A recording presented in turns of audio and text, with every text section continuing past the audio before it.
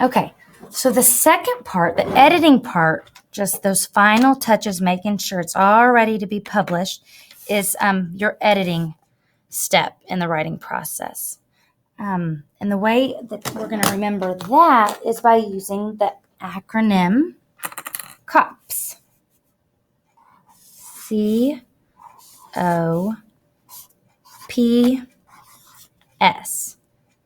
Okay. The C stands for capitalization.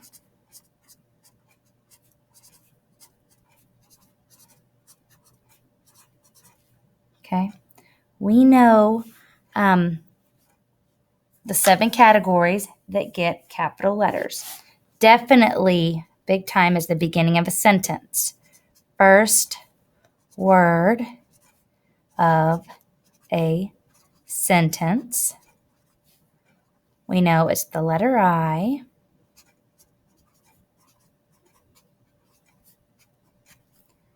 All right, proper nouns. That'd be names of places, names of people, and like brand names of things. Sorry, this is in my way. I'm going to move this right here.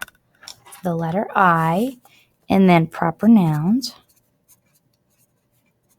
Also the names of days of the week, and the names of month of the years, and the names of holidays.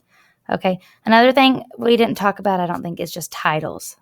Like if you're writing about a certain book, you definitely want to capitalize the title of that book. So that's C. The O stands for order.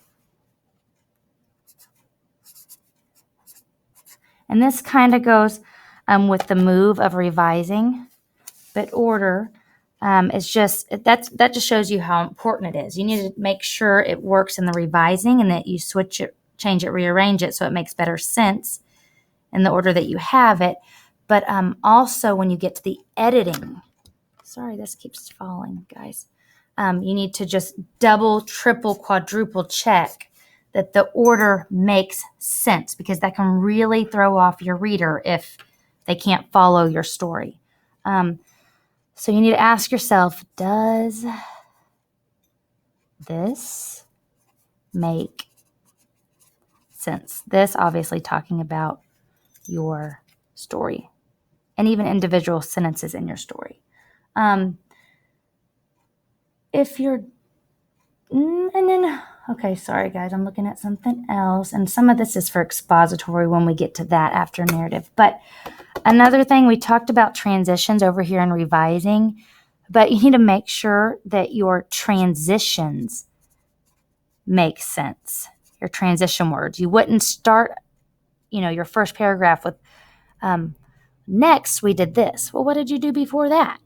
Or at the very end of your paper and say, first we did this. Well, no, you didn't. That's the last thing you did, because that's the last paragraph. So you need to make sure that your transition words make sense. It's kind of a dirk-to-der, but seriously, make sure that you write this down, because that's that important.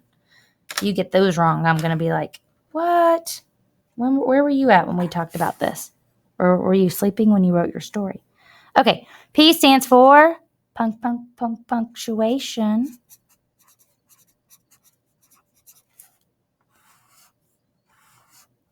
All right, and that's at the end of, where are all my fancy colors? Right over here. Definitely need to make sure at the end of every sentence, okay, you either have the period, a question mark, exclamation point.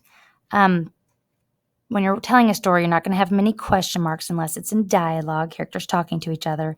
And make sure that, you do have at least a sentence or two that has an exclamation point. Probably going to happen in your heart moment, but don't overdo it. You don't want to be screaming everything, only the most important sentences. Okay, and usually they're your short, powerful sentences that end with an exclamation point, or even sounds. If you have a long sentence and an exclamation point, it's going to sound kind of funny when your reader's reading it and they're picturing you just screaming this long sentence. That doesn't really happen like that. So make sure your writing doesn't show that it happens like that. All right. Then let's Oh, still with punctuation, we need to, quotes for dialogue, definitely. Dialogue. You need quotation marks. You can just title it as quotes. All right. And then if your tagline is at the beginning of your quote, you say, like Robbie said, comma, and then quotation, her mouth opens, she says what she's going to say, period, her mouth closes.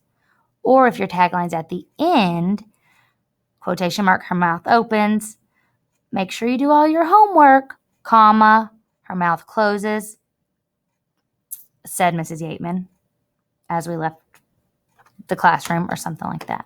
Okay, so make sure you have your quotation marks, you have the commas where they need to be, and you do end your sentence with punctuation. All right, also, if you're listing something, you have commas in a list, or sometimes you'll hear me say commas in a series. All right, so if you went to the grocery store and you say, or I don't know, you went to Academy to pick out some stuff for your very first soccer game, and you're like, I walked into the doors at Academy, and instantly I spotted the aisles with all the cleats and the soccer balls right there on the end cap, and I sprinted over there, and the first thing I looked at was the shoes, but then I moved down the aisle and I saw balls and shin guards and all this other stuff. You want to say, I saw balls, comma, shin guards, comma, more cleats, comma, and gloves for the goalie, period. So when you're making a list, you have to have commas in between there. All right, in between each item that's on your list. If you're going to the grocery store and your mom says, not that you're going to drive there, but your mom says, I need you to get bananas, orange juice, lemons, and I don't know, sauerkraut. Then you want to say, I need bananas, comma, lemons, comma, whatever else I said, comma, and sauerkraut, period. So anytime you're listing, commas. All right, moving on, finally, to S, which means spelling. Okay, naturally, I'm not the best speller, but does that mean I'm not supposed to be responsible for it? No, you have to be responsible for the spelling in your stories. Okay, what I do is if I'm writing a story and I'm not sure something is spelled right, I'll just put a little star by it, or I'll put like a really bold right over the word like S, and I'll make it real bold and go over it a few times so I know to go back and either look at a dictionary, go to my dictionary online, or talk to a friend when I'm peer editing if they know how to spell that word. Then I definitely want to use it in my personal dictionary that's in my writing resource binder. All right, so you need to read each word starting at the end. Ooh, they say starting at the end and going backwards will help you find any words that are misspelled better than just reading your story, because you're so used to reading your story forward that you just skip over misspelled words. But if you read it backwards, you'll be able to notice those words will stick out at you a lot easier if you read it backwards. So start